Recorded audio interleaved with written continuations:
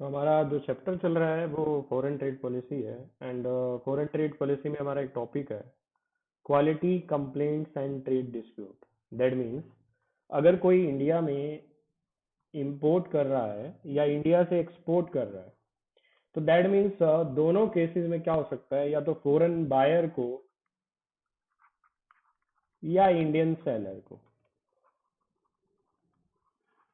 Second, foreign seller या Indian buyer, इनमें से किसी न किसी को प्रॉब्लम हो सकती है, डिस्प्यूट अराइज हो सकता है, चाहे वो इंपोर्ट का केस हो चाहे वो एक्सपोर्ट का केस हो। तो ऐसे में क्या होगा, किसी न किसी का नुकसान होगा। क्योंकि अगर मान लो फॉरेन सेलर, अगर फॉरेन का सेलर है तो उसे इंडिया से क्या है, उसे इंडिया से पैसा मिलना है क्योंकि उसने प्रोडक्ट बेचा है। तो ये जो इंडियन इंपोर्टर है अगर ये पैसा ना दे या क्वालिटी और गुड्स सही ना हो तो इसके साथ गलत हो सकता है। तो ऐसे में इस डिस्प्यूट को रिजोल्व करने के लिए किसी न किसी अथॉरिटी का होना बहुत ज्यादा जरूरी है। तो इसी चीज को ध्यान में रख के क्या बनाया गया, quality complaints and trade dispute.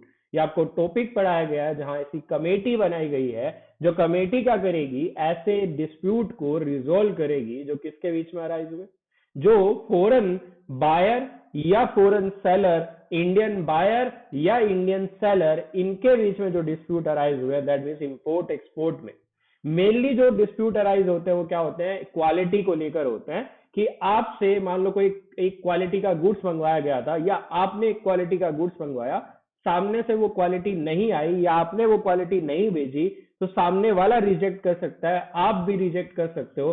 तो ऐसे में भेजने वाले का बहुत बड़ा नुकसान भी हो सकता है। या सामने वाला कहीं जानबूझ के मना ना कर दे तो ऐसे में जरूरी है कि क्या होना चाहिए, डिस्प्यूट को रिजोल्व करने के लिए कोई ना कोई तरीका होना चाहिए जहां इजीली डिस्प्यूट को रिजोल्व किया जा सके। देखो, कोर्ट एक तरीका जरूर है जहां पे आप जाके झगड़ा सोल्व कर सकते हैं, बट कोर्ट टेक टाइम्स। लेकिन अगर कोई ऐसी अथॉरिटी हो, कोई ऐसी कमेटी हो जो दोनों के बीच में एमिकेबल सेटलमेंट करा दे, दोनों की बातचीत करा के दोनों का मामला सेटल करा दे, चाहे कम पैसा या कैसे भी तरीके से, तो ऐसे में उस कमेटी का होना बहुत अच्छा रहता है। तो यही टॉपिक है हमारा कि क्या जरूरत है इन चीजों की। तो ऑब्जेक्टिव में यही लिखा गया है, exporter need to project a good image of the country abroad. Exporter से उम्मीद की जाती है कि वो इंडिया की एक अच्छी इमेज रखेगा ताकि ज्यादा से ज्यादा लोग इंडिया से अपना सामान मंगवाए। Maintaining an enduring relationship with the foreign buyers is of utmost important. इसीलिए फॉरेन के बायर से अच्छे रिलेशन रखना बहुत ज्यादा जरूरी है। एंड कंप्लेंट और dispute whenever they arise need to be settled amicably as soon as possible। और जो डिस्प्यूट है वो जल्दी से जल्दी क्या होने चाहिए, सॉल्व होने चाहिए। Importer to have grievances as well. जैसे एक्सपोर्टर के साथ दिक्कत है वैसा इंपोर्टर के साथ भी कहीं ना कहीं दिक्कत जरूर रहती है। तो ऐसे में इसके भी झगड़े को सोल्व करना जरूरी है। तो in an endeavour to resolve, तो इसी कोशिश में इन कंप्लेंट को रिजोल्व करने के लिए, कॉन्फिडेंस बढ़ाने के लिए in business environment a mechanism, एक मशीनरी, एक तरीका ढूंढा गया क्या करने का, to address such complaint and dispute in an amicable way. तो इस तरीके से क्या किया जा सके, एक म्यूचुअल कंसेंट से, एक म्यूचुअल एग्रीमेंट से दोनों के डिस्प्यूट को रिजोल्व किया जा सके, इसके लिए क्या बनाया गया, एक मैकेनिज्म बनाया गया। बट पहले ये जानो कि डिस्प्यूट होते किस तरह के हैं। जैसे कंप्लेंट आई किससे, फॉरेन बायर से, in respect of poor quality of product supplied by exporter. Importer की कंप्लेंट है कि उससे गलत क्वालिटी के गुड्स सप्लाई हुए हैं। Complaint of unethical commercial dealing, मतलब आपकी जो प्रैक्टिसेस है वो गलत है, व्यापार करने की आप अनएथिकल चीजें कर रहे हैं। Categorise mainly as non supply या partial supply of goods after confirmation of order, supplying goods other than the one as agreed upon, non payment, non adherence to the delivery schedule. आपने delayed delivery करी है, आपने payment नहीं करी, आपने जो goods सामने एग्री हुए थे उसके अलावा कोई और गुड्स भेज दिए, आपने आधे गुड्स भेजे, पूरे गुड्स भेजने से मना कर दिया, तो ये क्या है, अनएथिकल डीलिंग्स है।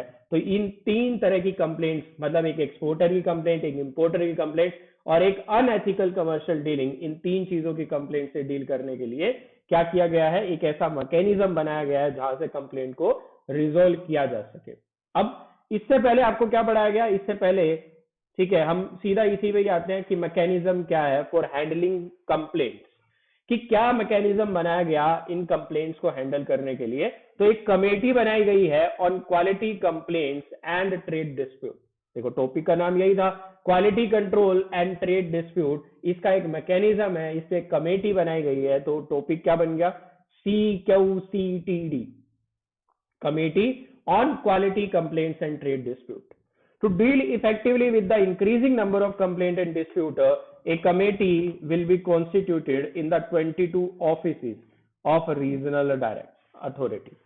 रीजनल अथॉरिटी के ये जो ऑफिसेज हैं, इन सब ऑफिसेज में क्या बनाई जाएगी, ऐसी एक कमेटी बनाई जाएगी जिसका काम क्या होगा, डिस्प्यूट को रिजोल्व करना है। तो क्योंकि नंबर ऑफ कंप्लेंट ज्यादा है इसीलिए अभी 22 ऐसे ऑफिस बनाए गए। CQCTD में क्या होगा, एक चेयरमैन होगा, जो कौन होगा, additional DGFT, joint DGFT, HOO, ये चेयरमैन होगा। फिर क्या कह रहा है, रिप्रेजेंटेटिव हो सकता है ब्यूरो ऑफ इंडियन स्टैंडर्ड का, representative agriculture and process foods का, रिप्रेजेंटेटिव बैंक का branch manager, federation of Indian exporter organisation, export promotion council, represent export inspection agency, nominee होगा director of industries of state, nominee development commissioner of MSME, officer nominated by chairman as a secretary माना जाएगा, और any other agency act co-opted by chairman. इसके अलावा जो भी person chairman की हाँ की वजह से या चेयरमैन के कहने की वजह से उसे मेंबर। तो ये लोग होंगे किसमें, उस कमेटी में, जिस कमेटी की हम बात कर रहे हैं, जो डिस्प्यूट को रिजोल्व करने के लिए बनाई गई है। सिंपल। तो ये तो नाम याद करने पड़ेंगे, कौन कौन होगा और कौन कौन नहीं होगा, कौन कौन इस कमेटी का पार्ट बनेगा और कौन नहीं। फंक्शन क्या है इस कमेटी के, ये कमेटी रिस्पॉन्सिबल है क्या करने के लिए, इंक्वायर करने के लिए एंड इन्वेस्टिगेट करने के लिए in all quality related complaints and other trade related complaints falling under jurisdiction of the respective, ये जो RA है आपका, जो अथॉरिटी है उसकी बात की गई है। तो क्या कह रहा है कि जो कमेटी है ये रिस्पॉन्सिबल है क्या करने के लिए, इंक्वायर और इन्वेस्टिगेट करने के लिए। ये क्या करेगी, प्रॉम्प्ट और इफेक्टिव स्टेप्स लेगी रिड्रेस करने के लिए, और 3 महीने के अंदर अंदर कोशिश करनी है कि क्या करना है, ट्रेड ये जो डिस्प्यूट है इसे रिजोल्व करना है। आप चाहो तो असिस्टेंस भी ले सकते हो एक्सपोर्ट प्रमोशन काउंसिल की, कमोडिटी बोर्ड्स की, क्या करने के लिए, इस डिस्प्यूट को रिजोल्व करने के लिए। ठीक है, पहला क्या है कि इंक्वायर करना है, इन्वेस्टिगेट करना है, दूसरा प्रॉम्प्ट एक्शन लेना है, 3 महीने के अंदर अंदर रिजोल्व कराना है, और take assistant of the export promotion council, आप इनकी मदद भी ले सकते हो। अब प्रोसीजर क्या रहेंगे, प्रोसीजर रिकंसिलिएटरी यानी कंसिलिएशन वाले रहेंगे, जो कंसिलिएशन आप पढ़कर आए थे ना, तो वही वाले रहेंगे। And the agreed party whether foreign buyer और Indian exporter is to free, आप चाहो तो क्या कर सकते हो, कोर्ट में जा सकते हो, और चाहो तो ये वाली प्रोसीडिंग को कंटिन्यू कर सकते हो। प्रोसीजर क्या होगा, प्रोसीजर वो होगा जो बोले हैंडबुक ऑफ प्रोसीजर्स में दिया गया है। तो ये जो एप्लीकेशन लगाने का प्रोसीजर है, डील करने का प्रोसीजर है, ये सारा कहाँ लिखा है, हैंडबुक में लिखा है, वहीं से पढ़ना पड़ेगा। करेक्टिव मेजर्स क्या है, तो कमेटी क्या करेगी, कमेटी ऑथराइज करेगी एक्सपोर्ट इंस्पेक्शन एजेंसी या टेक्निकल अथॉरिटी को assess whether they have been any technical failure of not meeting the standard manufacturing design और for which complaint has been received, कि अगर डिस्प्यूट इस चीज का है कि क्वालिटी ऑफ गुड्स सही नहीं है, तो फिर वहां पे एक इंस्पेक्शन एजेंसी को बोलना पड़ेगा ना, क्या करने के लिए, चेक करने के लिए कि उस गुड्स उस क्वालिटी के हैं नहीं है, जिन चीजों की बात हुई थी डिफेक्टिव है नहीं है, ये सारी चीजें। और नोडल ऑफिसर डायरेक्ट DGFT क्या करेगा, एक ऑफिसर अपॉइंट करेगा not below the rank of joint director in the headquarter, जिसको नोडल ऑफिसर बोला जाएगा, जो कोऑर्डिनेट करेगा various regional authority of DGFT से। मतलब इन सारों से कोऑर्डिनेट करने के लिए बेसिकली एक अथॉरिटी भी बनाई गई है। ठीक है, एक ऑफिसर अपॉइंट किया गया है जिसका नाम क्या है, नोडल ऑफिसर। तो मैं क्या कह रहा हूं कि अगर कंप्लेंट आती है तो कंप्लेंट किसके पास जाएगी, या कमेटी के पास जाएगी। कमेटी में कौन कौन होगा वो भी देख लिया, कमेटी के फंक्शन क्या है वो भी देख लिया। आप चाहो तो लीगल तरीके से भी जा सकते हो। प्रोसीजर क्या रहेगा जो हैंडबुक में दिया है, करेक्टिव मेजर क्या है, पहले इंस्पेक्शन कराएंगे एजेंसी से और एक नोडल ऑफिसर अपॉइंट किया जाएगा। अब इसके अलावा ऑब्लिगेशन क्या है इंपोर्टर एक्सपोर्टर के, कि इंपोर्टर ऐसे गुड्स इंपोर्ट करे जो उसी क्वालिटी के जो मंगवाए गए हैं, एक्सपोर्टर भी ऐसे गुड्स एक्सपोर्ट करे जो उसी क्वालिटी के हो जिनके बारे में बात हुई है, और एक डिक्लेरेशन की हमने तो वैसे ही गुड्स दिए थे। तो ऑब्लिगेशन क्या है, rule 11 of DGF foreign trade regulation rule क्या कहता है, ऑन इंपोर्टेशन इनटू या exportation out of custom port of any goods, चाहे ड्यूटी लगती हो चाहे ना, तो owner of goods shall in bill of entry और the shipping bill state value, quality, description of such good to best is of knowledge और believe. पहला क्या करना है, आपको मेंशन करना है। कहां पे मेंशन करना है? उस बिल ऑफ एंट्री में या जो भी डॉक्यूमेंट है उस डॉक्यूमेंट में, कि गुड्स की क्वालिटी, वैल्यू, डिस्क्रिप्शन जो उसे पता है वो वाली चीजें मेंशन करनी है।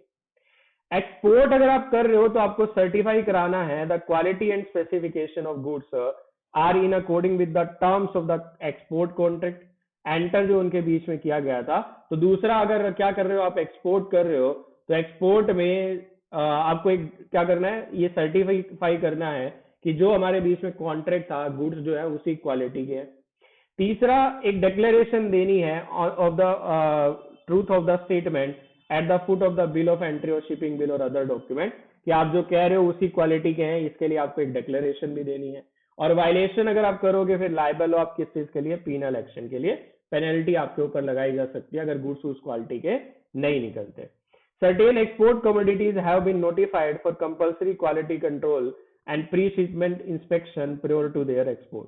कुछ प्रोडक्ट ऐसे हैं जिनके लिए मैंडेटरी किया गया है कि ये एक्सपोर्ट करने से पहले आपको क्या कराने पड़ेंगे, इनका चेकिंग करानी पड़ेगी। कंपलसरी है क्वालिटी कंट्रोल और pre shipment inspection. Penal action can be taken अगर गुड्स किसके हिसाब से नहीं हुए, स्टैंडर्ड के हिसाब से नहीं हुए, या जो कॉन्ट्रैक्ट हुआ था उसके हिसाब से अगर गुड्स नहीं है, तो क्या किया जा सकता है? एक्शन भी लिया जा सकता है। Penal action can be taken. Provision in FT D and R act and FT regulation for necessary action क्या दिया गया? एक्शन लिया जा सकता है एरियर एक्सपोर्टर, मतलब वो जो गलत माल एक्सपोर्ट कर रहे थे उनके अगेंस्ट में क्या है, एक्शन लिया जा सकता है। सस्पेंड या कैंसिल कर सकते हैं उनका इंपोर्ट एक्सपोर्ट कोड नंबर। दूसरा, एम्पावर करता है डीजीएफटी को, ऑथराइज बाय हिम रिफ्यूज कर सकता है टू ग्रांट और रिन्यूअल लाइसेंस, सर्टिफिकेट, स्क्रिप्ट या अदर इंस्ट्रूमेंट बियोस्टिंग फाइनेंशियल और physical benefit granted under the act, कि एज ए पेनल्टी आपका जो लाइसेंस है उसे रिन्यू करने से मना कर सकते हैं, ग्रांट करने से, सर्टिफिकेट देने से, स्क्रिप्ट देने से या कोई भी अदर आपको बेनिफिट देने से मना किया जा सकता है। सस्पेंड या कैंसिल किया जा सकता है आपका लाइसेंस, सर्टिफिकेट, कोई भी इंस्ट्रूमेंट। ये ऊपर वाला पॉइंट ही है, सिर्फ थोड़ा सा अलग है। फिर क्या कह रहा है, इंपोज की जा सकती है आपके ऊपर फिजिकल पेनल्टी जहां person make or abet or attempt to make import export in contravention. तो आपका क्या किया जा सकता है, पेनल्टी भी लगाई जा सकती है। वो पेनल्टी क्या होगी वो एक्ट में दिया होगा। तो ऑब्लिगेशन भी हो गया। तो सबसे पहले हमने क्या बोला कि ऑब्जेक्टिव क्या है, बोले ये जो डिस्प्यूट है इनको रिजोल्व करने के लिए किसी का होना जरूरी है। तो डिस्प्यूट कब अराइज होगा, जब इंपोर्ट के केस में इंफीरियर क्वालिटी निकले, एक्सपोर्ट के केस में इंफीरियर क्वालिटी निकले या अनएथिकल कमर्शियल डीलिंग्स हो रही हो। ऑब्लिगेशन क्या है, जब भी आप अपने गुड्स इंपोर्ट करो चाहे एक्सपोर्ट करो, बिल ऑफ एंट्री या जो भी डॉक्यूमेंट है उनमें आप मेंशन करो कि गुड्स क्या क्वालिटी के हैं, क्या सब चीजें हैं। अगर एक्सपोर्ट किसी कॉन्ट्रैक्ट के हिसाब से हो रहा है और कॉन्ट्रैक्ट में क्वालिफिकेशन या स्पेसिफिकेशन लिखी है, तो आपको सर्टिफाई करना है कि उसी के हिसाब से हो रहा है। तीसरा, आपको एक डिक्लेरेशन देनी है ट्रुथ की, और आपको अगर आपने कॉन्ट्रावेंशन किया तो लाइबल फॉर पेनल एक्शन है। कुछ गुड्स ऐसे हैं जिनका कंपलसरी शिपमेंट होने से पहले इंस्पेक्शन करना जरूरी है। पेनल एक्शन अगर आपने कंफर्म नहीं है आपके गुड्स स्टैंडर्ड के हिसाब से, तो आपके ऊपर पेनल्टी लगाई जा सकती है। प्रोविजन क्या कहता है कि जो भी ये जो एक्सपोर्टर है जिसने गलत माल एक्सपोर्ट किया है, उसका EIC, import export code number, ठीक है, import export code number IEC, ये जो सस्पेंड कर सकते हैं, कैंसिल कर सकते हैं। जो भी लाइसेंस सर्टिफिकेट आपको मिले हैं उन्हें रिन्यू करने से मना किया जा सकता है या ग्रांट करने से मना किया जा सकता है। अगर ऑलरेडी आपके पास लाइसेंस है उसे सस्पेंड और कैंसिल किया जा सकता है। इसके अलावा आपके ऊपर पेनल्टी तो लगाई जा ही सकती है। अब मैकेनिज्म क्या है, कमेटी बनाई जाएगी। कमेटी का कंपोजिशन आपको याद रखना है, फंक्शन याद रखने हैं। प्रोसीडिंग आप चाहो तो, वैसे तो ये रिकंसिलिएशन इन नेचर है, कंसिलिएशन जैसा है, आप चाहो तो लीगल कोर्स में भी जा सकते हो। और प्रोसीजर हैंडबुक में दिया होगा। करेक्टिव मेजर्स एजेंसी अपॉइंट करेंगे जब कंप्लेंट आएगी, और नोडल ऑफिसर, एक ऑफिसर आपको अपॉइंट करना है DGFT के द्वारा। डन। तो ये आपका एक टॉपिक हो गया है जिसका नाम है quality complaint and trade dispute. तो याद रखना इसके ऊपर क्या बनाई जाएगी, एक कमेटी बनाई जाएगी। ये कमेटी डिस्प्यूट को रिजोल्व करने की कोशिश करेगी। डन। ठीक है, तो फिर आज के लिए इतना ही। फिर अगले लेक्चर में मिलते हैं कुछ और टॉपिक्स के साथ। Bye bye, take care.